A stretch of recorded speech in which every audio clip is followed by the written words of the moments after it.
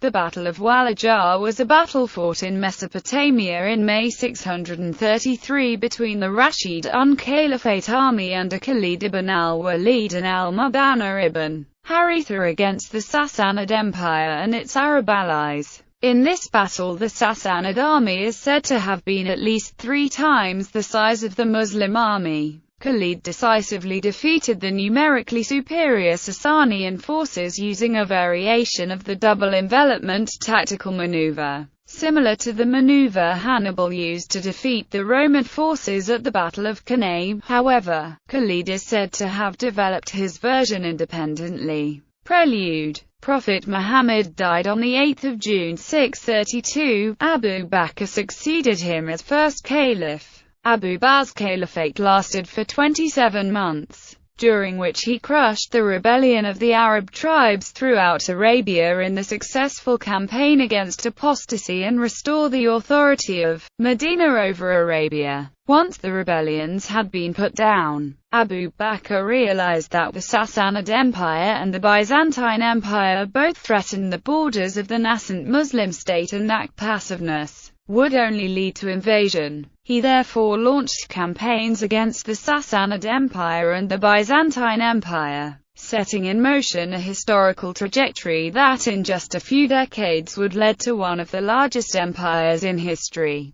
After the Ridda Wars, a Muslim tribal chief raided the Persian frontier towns in Iraq. After the success of these raids, Abu Bakr planned to expand his empire. He started with Iraq, which was under Sassanid occupation at the time. It was important for Abu Bakr that his expedition did not suffer a defeat, for that would confirm and strengthen the fear of Sassanid military strength. To overcome these concerns, he decided that the army that would battle the Persians would consist entirely of volunteers. He put in command of the army his best general, Khalid ibn al-Walid. The Muslims invaded the Sassanid Persian Empire in April 633, and defeated the Sassanid army in 2 consecutive battles, the Battle of Chains and the Battle of River. Khalid's basic plan was to inflict as many casualties on the Persians as possible, also, to meet as little resistance as possible along the route of his advance, with the objective of capturing al-Hira, concentration of Sassanid armies. After the Battle of River, the Rashidun Caliphate army under Khalid once again set out for Hira. Meanwhile, the news of the defeat at the Battle of River reached Ctesiphon. The commanders of the defeated Persian armies were said to be some of the most experienced and most highly regarded figures at the Sassanid court. The Sasanian Emperor, Yazdijid III, ordered the concentration of another 2 armies. Following the orders of Yazdijid III,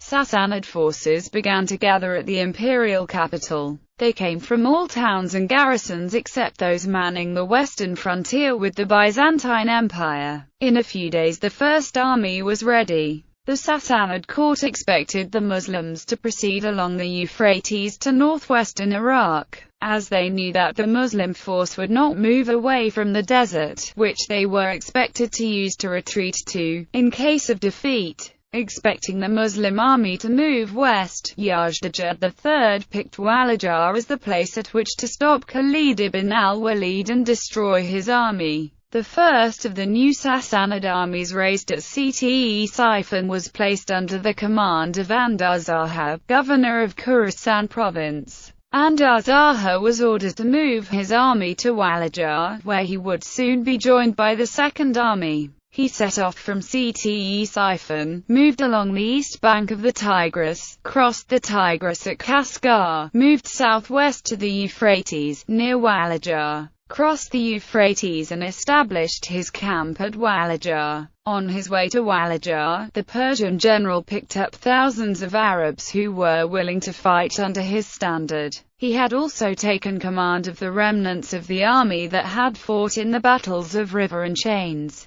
When he arrived at Walaja, he waited for Bahman, who was to join him in a few days. Bahman was the commander of the Second Army, and one of the top personalities of the Sassanid military hierarchy. He was ordered by the emperor to take the Second Army to Walaja, where Andarzaha would await him. The plan was for Bahman to be the commander of both the armies, and annihilate the outnumbered Rashidun army in one great battle. Bahman moved on a separate route to that of Andar-Zahas. From Ctesiphon, he marched south between the two rivers, heading directly for Walaja. But he left Ctesiphon several days after the first army started marching, causing delays. Preparation of the Muslim army. The Battle of Riva had been an important victory for the Muslims. While having only sustained minor casualties, the Muslims had been able to defeat a large Sassanid army and to acquire a vast amount of booty. By now Khalid had organized an efficient network of intelligence agents.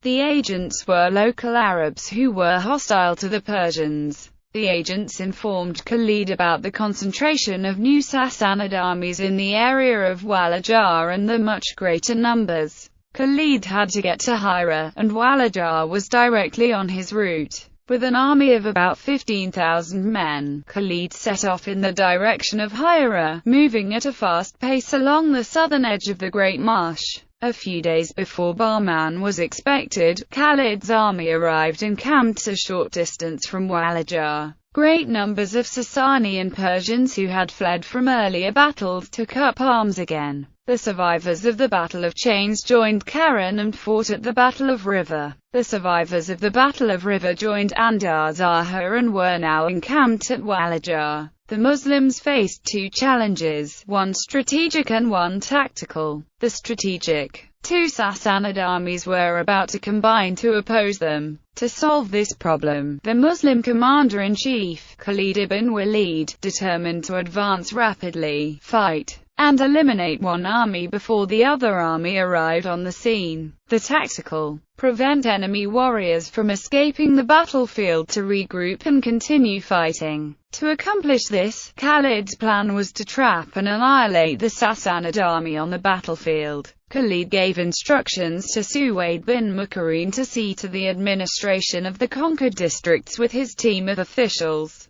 and posted detachments to guard the lower Tigris against possible enemy crossings from the north and east, and to give warning of any fresh enemy forces coming from those directions. Troop deployment. The battlefield consisted of an even plain stretching between two low, flat ridges, which were about 2 miles apart and 20 to 30 feet in height. The northeastern part of the plain ran into a barren desert. A short distance beyond the northeastern ridge flowed a branch of the Euphrates, then also known as the River Kasif.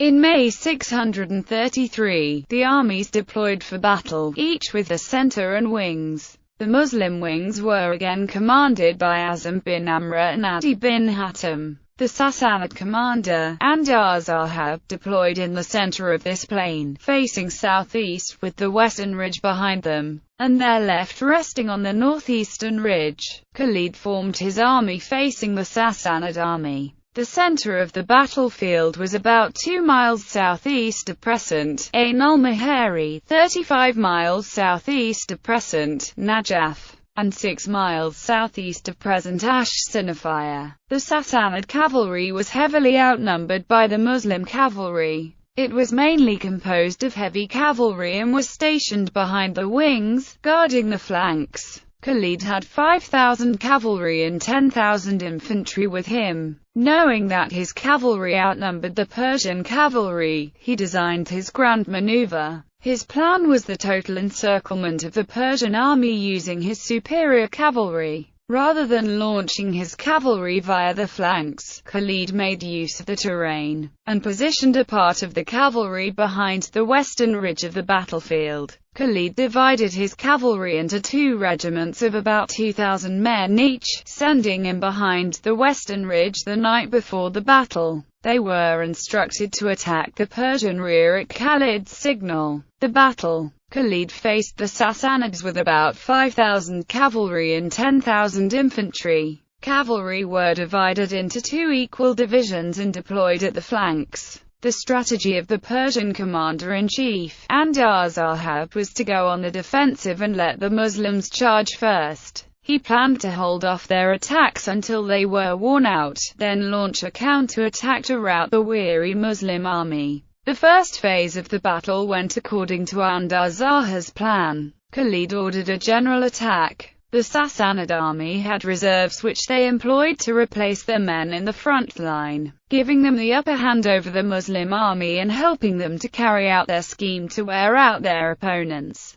During this time, Khalid is said to have dueled with a Persian champion of gigantic proportions known as Hazarmad and killed him, which was a psychological victory for the Muslims. With the first phase over, the second phase began with the counter-attack of the Sassanid Persian army. Perhaps seeing signs of fatigue from the Muslim soldiers, Andarzaha judged that this was the right moment for his counter-attack. At his command, the Sassanians, supported by the Persian heavy cavalry, carried out a general attack on the Muslim front. The Arabs were able to hold them off for some time, but the Persians pressed on. On Khalid's instructions, the Muslim center started retreating slowly and in order while the wings held the ground. This created a crescent-shaped front, allowing more and more Persian troops inside the formation. At this moment, Khalid gave a signal to his cavalry and they charged the Persian flanks. The Muslim light cavalry could charge at incredible speed, and could successfully attack, retreat, regroup and attack again. This mobility gave them an upper hand on the Sassanid heavy cavalry, resulting in a rout of the Persian cavalry.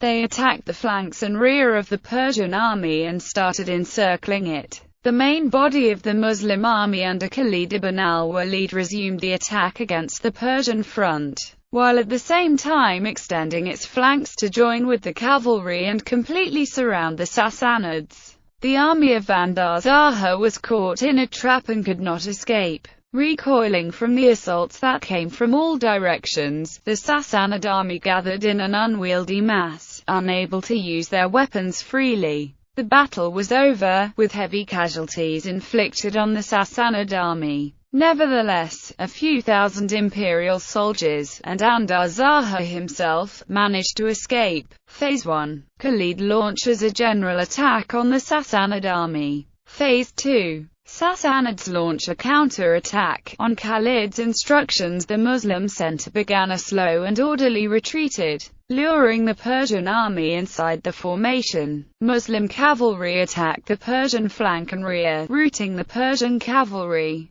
Muslim cavalry and infantry complete the encirclement of the Persian army. Aftermath. After annihilating another army of the Sassanid Persians and their Christian Arab allies at the final Battle of Walaja, the Muslims conquered Hira, the capital city of Mesopotamia, in late May 633. Later followed the conquest of Al-Anbar and the successful siege of Ain al-Tamr. With the fall of the main cities, the whole of southern and central Iraq, with the exception of Ctesiphon, came under Muslim control. In 634, Abu Bakr ordered Khalid ibn Walid to proceed to Syria with half of his army to command the invasion of the Byzantine Empire. Al-Muthanna ibn Haritha al-Shaybani was left as the successor of Khalid. The Sassanids, under their new emperor Yazid III, raised new armies and defeated the Muslims in the Battle of the Bridge, regaining some lost ground in Iraq. The second invasion of Iraq was undertaken under Sa'd ibn Abi Waqqas, who, after defeating the Sassanid army at the Battle of al-Qadisiyah in 636, captured Ctesiphon. After the Battle of Nehawand in 641, a whole-scale invasion of the Persian Empire was carried out by Caliph Umar.